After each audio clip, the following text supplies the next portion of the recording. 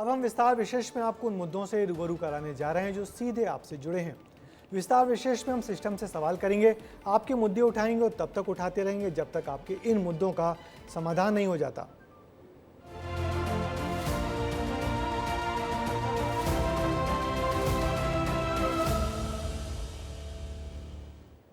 विस्तार विशेष में सबसे पहले बात बुरहानपुर की।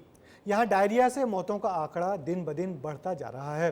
अब तक 4 लोगों की मौत हो चुकी है, लेकिन प्रशासन गंदे पानी की बात को सिरे से खारिज कर रहा है।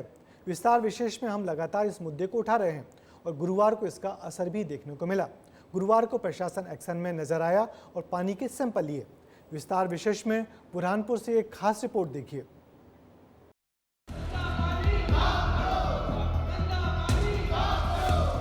साल बाद बच्चा हुआ था उनके परिवार में, उसको 8 साल। अधिकारी तो है उसमें दोषी, साथ में नेता भी दोषी है। दावा ठोक के बोलती हूँ कि पानी दूषित नहीं है। पानी का दूषित होना बिल्कुल मैं मानती नहीं हूँ। पीएचई विभाग को 4 बार हमने उसका दावा ठोक के बोलती हूँ कि पानी दूषित नहीं है। बुरहानपुर में डायरिया से लगातार हो रही मौतों के पीछे दूषित पानी को वजह माना जा रहा है। माननीय महापौर महोदय इसे सिरे से नकार रही हैं, लेकिन मौत का आंकड़ा है कि थमने का नाम नहीं ले रहा। गुरुवार के दिन तक 2 बच्चों समेत 4 लोगों की डायरिया से जान जा चुकी है। देखिए, अभी स्थिति कंट्रोल में तो नहीं आई है। अभी भी लगातार पेशेंट आए जा रहे हैं और कुछ पेशेंट बहुत सीरियस कंडीशन में भी आ रहे हैं। और ऐसे ही कल भी यही हुआ है कि 2 केसेस बहुत सीरियस कंडीशन में आए। पूरा ट्रीटमेंट देने के बाद भी उनको हम बचा नहीं पाए और उनकी मौत हो गई। अभी तक 4 मौतें हो चुकी हैं। जाहिर है कि जब तक बीमारी की जड़ का पता नहीं चलेगा, ये आंकड़ा बढ़ता रहेगा। लेकिन विस्तार न्यूज की खबर दिखाने के बाद इसका बड़ा असर हुआ। गुरुवार को नगर निगम कमिश्नर नागझीरी पहुंचे और गंदे पानी के सैंपल लिए गए। 4 सैंपल लिए थे। 4 सैंपल में से एक सैंपल जो बेरी मैदान का बूस्टर पंप जो मैंने अभी बताया आपको, जहाँ काम चल रहा है, उसमें ई कोली पाया गया था। तो उसको हम लोग चेक करा रहे हैं कि उसमें कहाँ से इन्फेक्शन का सोर्स। फिलहाल तो सभी को सैंपल रिपोर्ट का इंतजार है, जिसके बाद ही ये खुलासा हो पाएगा कि किस वजह से लोग बीमार हो रहे हैं। लेकिन तब तक सावधानी बरतने की सख्त जरूरत है। डायरिया से कैसे बचें? सबसे पहले हाइजीन का ध्यान रखें। साफ पानी या पानी को उबालकर ही पिए। हाइड्रेटेड रहें, पका हुआ हेल्दी खाना खाएं। मसालेदार खाना और डेयरी आइटम से बचें। रोटा वायरस वैक्सीन का टीका जरूर लगवाएं। 2 दिन से ज्यादा बीमार रहने पर डॉक्टर की सलाह लें। लेकिन विस्तार न्यूज की मुहिम महज आप तक खबर पहुंचाने की नहीं है। विस्तार न्यूज ने इस मुद्दे को प्रमुखता से उठाया, लोगों की परेशानी जानी, तो वार्ड के पार्षद ने विस्तार न्यूज का आभार माना। हमारे वार्ड की समस्या तो वैसी बनी हुई है अभी, और मरीज तो बढ़ ही रहे। लेकिन कल जो है तो विस्तार न्यूज़ के पत्रकार और जो न्यूज़ के लोग आए थे, मीडिया वाले, उन्होंने पूरा एक गली के अंदर घूमे। उसका आज असर हुआ कि पूरी नगर निगम की टीम पूरी उठ के आई और उन्होंने है ना हर समस्या को देखा। उन्होंने बाकी आम जनता से बात भी। गर्मी के दिनों में डायरिया जानलेवा साबित हो सकता है। कई जगहों पर बड़ी संख्या में लोग डायरिया से बीमार हो रहे हैं। ऐसे में प्रशासन के साथ स्वास्थ्य सुविधाओं को दुरुस्त रखने वाले जिम्मेदारों को अलर्ट रहने की जरूरत है, तो आपको अपना खास ख्याल रखने की भी जरूरत है। मोसिम तड़वी, विस्तार न्यूज। मध्य प्रदेश में बेमौसम बारिश से किसानों की फसलें खराब होने के बाद अब सरकार ने बड़ा फैसला लिया है और मुआवजे की राशि तय कर ली। 55 जिलों के लिए फसलों के नुकसान का अलग अलग मुआवजे का क्राइटेरिया रखा गया है, लेकिन खरीदी केंद्रों की तस्वीर अलग ही नजर आ रही है। किसान घाटे में ही सही, लेकिन खुले बाजार में गेहूं बेचने को मजबूर हो गए हैं। आखिर क्या है किसान की मजबूरी? देखिए हमारे सहयोगी दुर्गेश कुमार साहू की इस विशेष रिपोर्ट में।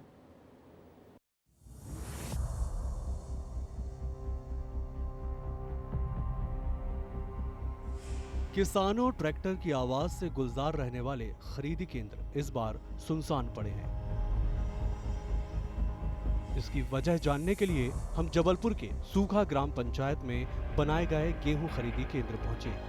यहां गिने चुने किसान गेहूं बेचते नजर आए। मध्य प्रदेश में गेहूं खरीदी का दौर चल रहा है। बात जबलपुर की करें तो जबलपुर में गेहूं खरीदी को लेकर प्रशासन ने जितनी तैयारियां की थी उतनी तैयारियां नाकाफी गुजर रही हैं, क्योंकि किसान खरीदी केंद्रों तक नहीं आ पा रहा है। इस वक्त मैं सूखा गांव के एक खरीदी केंद्र में मौजूद हूं। यहां पर आप देख सकते हैं कि इस समय जो है गेहूं खरीदी चल रही है। एक दो किसान यहां पर अपना गेहूं लेकर आए हुए हैं। ये आरछा खरीदी केंद्र माना जाता है और यहां पर किसानों की भीड़ हमें जैसी नजर आनी चाहिए थी वैसी नजर नहीं आ रही है। गेहूं खरीदी के लिए बनाए गए सख्त नियम और गुणवत्ता की बारीकी से जांच होने के चलते किसान अपनी फसल सरकार को बेच नहीं पा रहे। इस बार बेमौसम बारिश ने भी फसल को काफी हद तक खराब कर दिया है। अब गेहूं लेकर किसान दर दर भटक रहा है। वहीं खरीदी केंद्रों के कर्मचारी का कहना है कि इस बार फसल की गुणवत्ता को लेकर सख्ती बरती जा रही है। बड़ी मात्रा में किसान आते थे खरीदी केंद्रों में, इस बार क्यों नहीं आ पा रहा है? इस बार सर गुणवत्ता के ज़्यादा कलेक्टर साहब ने वो किया है। बिल्कुल साफ छना गेहूं मांग रहे हैं और बेमौसम हुआ है पानी, तो उसकी वजह से गेहूं थोड़ा खराब हुआ है। इस वजह से नहीं आ रहा है, इस वजह से किसान नहीं आ पा रहा। अच्छा, जो क्वालिटी है वो कम हो गई है, क्वालिटी कम हो गई, एवरेज भी कम आया है, एवरेज भी कम आया, आधा है पिछले साल से। तो इससे किसान परेशान है। परेशान है। इस बार खरीदी केंद्रों में रुझान कम क्यों है किसानों का? क्वालिटी की वजह से, पंखा छन्ना इसकी वजह से। क्या आप लोगों को दिशा निर्देश इस बार मिले हैं और किस तरीके से आप लोग गेहूं जो है क्वालिटी चेक कर रहे हैं? हमारे आला अधिकारियों का कहना है कि जो इस प्रकार दिशा निर्देश दिए उसी के आधार पर ही आप खरीदी करें। अगर माल में थोड़ी सी भी खराबी है तो आप साफ उसे नॉन FAQ दर्ज करें और ऑनलाइन रिजेक्शन में डालें ताकि यहाँ से किसान ले जाएं। कब से खुला ये खरीदी? ये खुल गया 20 तारीख से। 20 तारीख से अब तक मात्र एक किसान आया? बिल्कुल, एक किसान आया है मात्र। गेहूं खरीदी कम होने की वजह से वेयर हाउस संचालक भी परेशान हैं। उनका कहना है कि इस बार 10% वेयर हाउस भरना भी मुश्किल हो गया है। वेयर हाउस में गेहूं नहीं भरा गया तो किराया मिलना भी मुश्किल हो जाएगा। मेरे पास 4000 MT की कैपेसिटी है और मेरे को नहीं लग रहा कि मेरे पास 100 MT गेहूं अभी आ जाएगा। गवर्नमेंट ने चमकबीन गेहूं पर रियायत करी है, लेकिन मिट्टी का कोई उनने अभी सॉफ्ट कॉर्नर ऐसा दिया नहीं है या मिट्टी में कंप्रोमाइज़ कर लें। मेरे ख्याल से यदि मिट्टी में कुछ कंप्रोमाइज़ कर लें तो जो वेयर हाउस आज 80% खाली डले हुए हैं, आपने देखा होगा 129 खरीदी केंद्रों में से मुश्किल से 25 या 30 खरीदी केंद्रों में खरीदी चालू हुई है और अभी तक 1 महीना लगभग कंप्लीट हो गया है। कहीं कोई गोडाउन ऐसा नहीं कि फुल हो गया या भर गया हो। एक तरफ सरकारी गेहूं खरीदी केंद्रों में सन्नाटा पसरा है तो दूसरी तरफ कृषि उपज मंडी में बड़ी संख्या में किसान गेहूं लेकर पहुंच रहे हैं। पहली बार ऐसा हुआ है कि किसान समर्थन मूल्य में गेहूं बेचने की बजाय कम कीमत पर खुले बाजार में गेहूं बेचना पसंद कर रहा है। और ज्यादा बला कर ले ही नहीं रहे, इसलिए फिर हम लोग यहाँ लेके आए। मतलब गुणवत्ताहीन बताकर हटा रहे हैं आप? जी। छन्ना लगेगा और जो नीचे का कलदा निकलेगा वो तुमको घर ले जाना पड़ेगा और ऊपर की मिट्टी भी निकलेगी। हम बीच का माल लेगा मतलब। तो फिर आपने क्या किया? हम लोग नहीं ले गए मतलब। फिल्टर का करवा के देंगे तो फिल्टर में दाना भी निकल जाएगा, साथ में कचड़ा कहीं कहीं आया हुआ देखिए आप, थोड़ा सा कचड़ा दिख रहा है इसमें, वो भी निकल जाएगा। तो अच्छा तो यहाँ खुले मंडी में अच्छा है। यहाँ कितने रुपये? मेरा 2288 रुपये बेचा है। घाटा नहीं है कोई भी दस्ती से। आप सोचें अभी 2275 रुपये सोसाइटी से मिल रहे हैं, 125 रुपये कोई निश्चित नहीं, कम मिल रहा है, मिल रहा है नहीं मिल रहा है। माल नहीं ले रहे हम लोग। क्या बोल रहे हैं? वो माल इसलिए नहीं ले रहे, कुसी है, मट्टी है, यहाँ सब बिक जाता है और वहाँ उस कारण से नहीं ले पा रहा है कि माल को जैसे मान लो हल्का सा भी कुसी है तो वो ले नहीं रहे हैं। जबलपुर में गेहूं खरीदी की जमीनी हकीकत आपको ग्राफिक्स के जरिए बताते हैं। जबलपुर में गेहूं खरीदी की हकीकत, करीब 57,000 किसानों ने रजिस्ट्रेशन कराया। 138 में से 25 खरीदी केंद्रों पर ही किसान गेहूं बेचने आए। सिर्फ 9,570 किसानों ने ही बुकिंग कराई। 46,360 मैट्रिक टन गेहूं खरीदा जा सका, जबकि टारगेट 4,50,000 मैट्रिक टन से ज्यादा का है। पोवनी के रकबे में 1900 और पंजीकृत रकबे में 1600 हेक्टेयर की कमी आई। वहीं जब हमने गेहूं खरीदी को लेकर कलेक्टर से बातचीत की तो उनका कहना है कि किसानों को अच्छे दाम मिलना अच्छी बात है। इसका जो सबसे बड़ा कारण है वो ये है कि मार्केट रेट अच्छे हैं। लगभग 2400 हमारा जो मिनिमम सपोर्ट प्राइस है, लगभग उसके आसपास का ही रेट जो है किसानों को मिल रहा है। और सरकार की भी प्रायोरिटी यही रहती है कि यदि किसान को मार्केट में रेट अच्छा मिल रहा है तो किसान जहाँ चाहे वहाँ बेच सकता है। तो उसी प्रोसेस पे हम लोग कायम हैं। गेहूं खरीदी को लेकर जो हालात जबलपुर के हैं, अमूमन यही हालात मध्य प्रदेश के लगभग हर एक जिले के हैं, क्योंकि किसी भी जिले में अब तक गेहूं खरीदी टारगेट तक नहीं पहुंच पाई है। इस बार लगता ऐसा है कि प्रशासन सरकार ने मन बना लिया है कि वो गेहूं नहीं खरीदेगा। भले ही बोनस दे रही है, भले ही अच्छा रेट दे रही है, लेकिन इतने नियम बना दिए गए हैं कि किसान उस नियम में फिट बैठ ही नहीं पा रहे हैं। मजबूरन किसान 100 से 150 रुपए, 250 रुपए कम में खुले बाजार में बेचने को मजबूर है। कैमरामैन रविंद्र के साथ दुर्गेश कुमार, विस्तार न्यूज। गरियाबंद में किडनी पीड़ितों के गांव कहे जाने वाले सुपेबेड़ा के दर्द से कोई अनजान नहीं है। पिछले 17 सालों में यहां 130 से ज़्यादा लोगों की मौत हो गई। तमाम दावों के बीच कुछ ऐसी जिंदगी अब भी हैं जो बीमारी नहीं बल्कि व्यवस्था से जूझ रही है। सुपेबेड़ा गांव के लोग गुजर बसर के लिए कैसे संघर्ष कर रहे हैं, देखिए हमारे सहयोगी पुरुषोत्तम पात्र की इस खास रिपोर्ट में।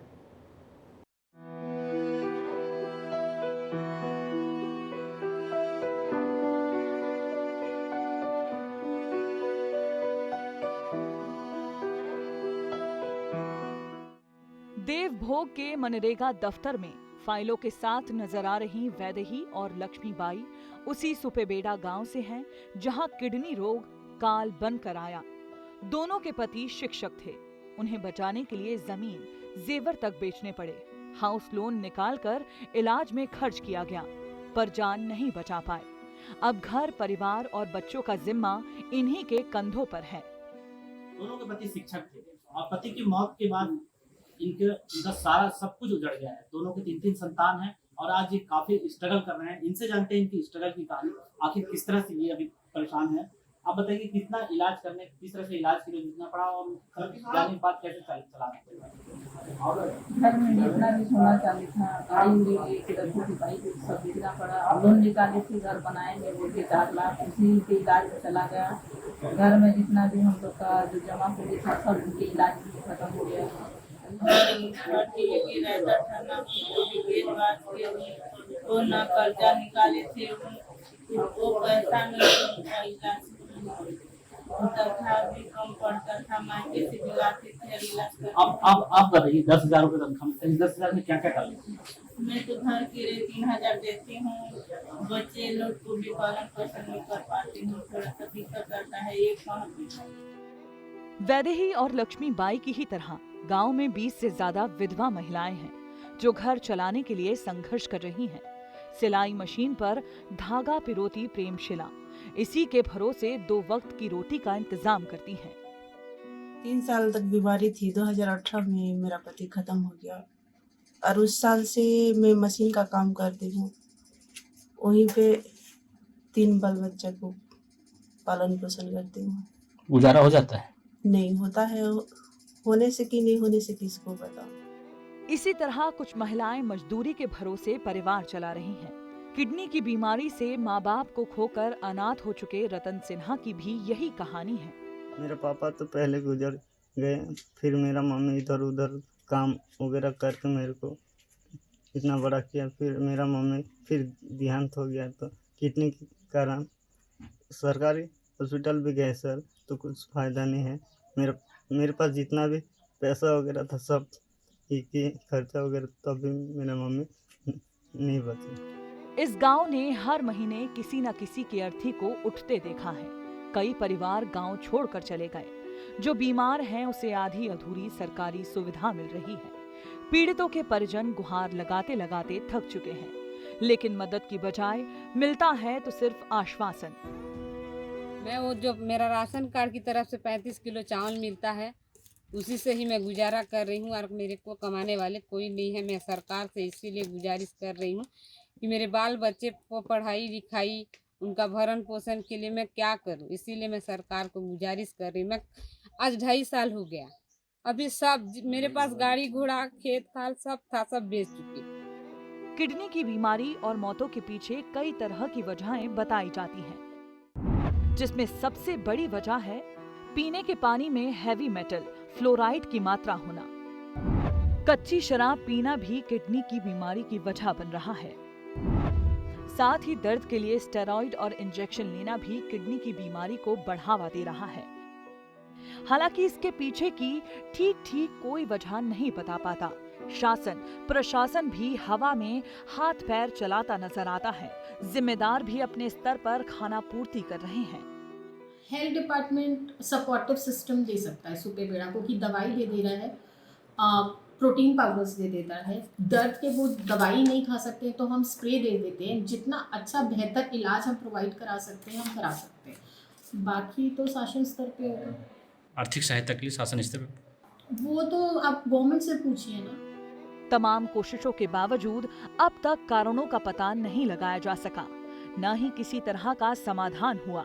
गरियाबंद के सुपेबेड़ा में सिर्फ और सिर्फ लोगों की मौत हो रही है। लोगों को इंतजार है कि उनको आर्थिक मदद दिया जाए, क्योंकि श्रीकाकुलम में जिस तरह से तेलंगाना की सरकार जो है पीड़ित परिवार को मुआवजा देती थी, यहाँ भी पीड़ित परिवार को मुआवजा की मांग जो है पिछले 6 साल 7 साल से की जा रही है। अब देखने वाली बात होगी कि आने वाले समय में बीजेपी सरकार जो इस मामले को लेकर कांग्रेस सरकार को आड़े हाथों लेती थी, अब चूंकि वो सत्ता में है, आने वाले दिनों में क्या कुछ सुपेबेड़ा के लिए करेगी, क्या यहाँ मौत का आंकड़ा कम हो जाएगा, क्या बीमारों की संख्या पर नियंत्रण लगा पाएगी, ये आने वाला समय बताएगा। पुरुषोत्तम पात्र, विस्तार न्यूज, गरियाबंद। अब बात छत्तीसगढ़ के सरगुजा की। खुले में शौच मुक्त यानी ODF गांव बनाने के लिए सरगुजा में प्रयास किए जा रहे हैं, लेकिन यहां के शौचालयों के घटिया निर्माण के चलते गांव वाले इनका इस्तेमाल नहीं कर पा रहे। स्वच्छ भारत मिशन में सरगुजा अपना नाम ऊंचा कर रहा है, लेकिन जमीनी हकीकत कुछ और नजर आ रही है। हमारे सहयोगी दिलीप जायसवाल की ये रिपोर्ट देखिए।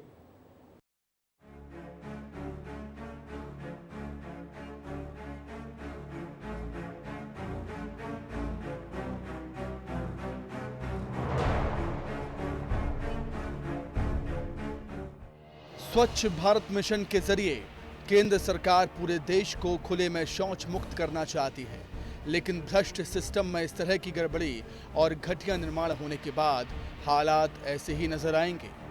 विस्तार न्यूज ने सरगुजा जिले के मैन पार्ट लखनपुर क्षेत्र के ग्रामीण इलाकों में पहुंचकर घरों में बने शौचालयों की हालत जानी। कहीं दरवाजा नहीं मिला तो कहीं बाकी चीजें गायब मिली, और इसके चलते सबसे ज्यादा महिलाएं परेशान हो रही हैं। जिसका है उसका तो कुछ छत नहीं है, दरवाजा नहीं है, ना कुछ इधर उधर के व्यवस्था नहीं है। और जैसे बोल रहे थे कि इंदिरा आवास देंगे करके, उसका कुछ नहीं है। यहाँ का सचिव सरपंच कोई देवे नहीं किए हैं। जाहिर सी बात है, ऐसे में महिलाएं असहज हो जाती हैं। उन्हें अंधेरा होने का इंतजार करना पड़ता है।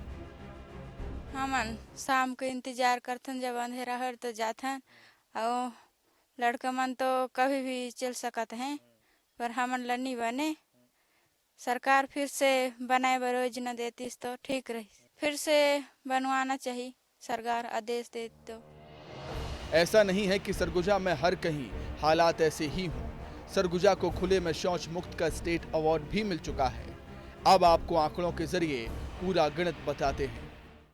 सरगुजा में पहले फेज में 1,20,821 शौचालय बनाए गए। सरगुजा में दूसरे फेज में 16,675 शौचालय बनाए गए। एक शौचालय का ग्रामीण क्षेत्र में 12,000 रुपये है सरकारी खर्च। गांव में शौचालय निर्माण में अब तक 164 करोड़ रुपए खर्च हुए। करोड़ों का खर्च होने के बावजूद हकीकत देखने की फुर्सत किसी के पास नहीं। जिम्मेदार भी किस तरह से सरकारी जवाब दे रहे हैं वो भी सुन लीजिए। देखिए, ऐसे फिलहाल तो अभी कोई ऐसी जानकारी नहीं आई है। आपके माध्यम से जानकारी प्राप्त हो रही है, फिर भी इसकी गुणवत्तापूर्ण जांच कर ली जाएगी। इन केस ऐसा कुछ इशू प्राप्त होता है तो निश्चित तौर पर कार्रवाई की जाएगी।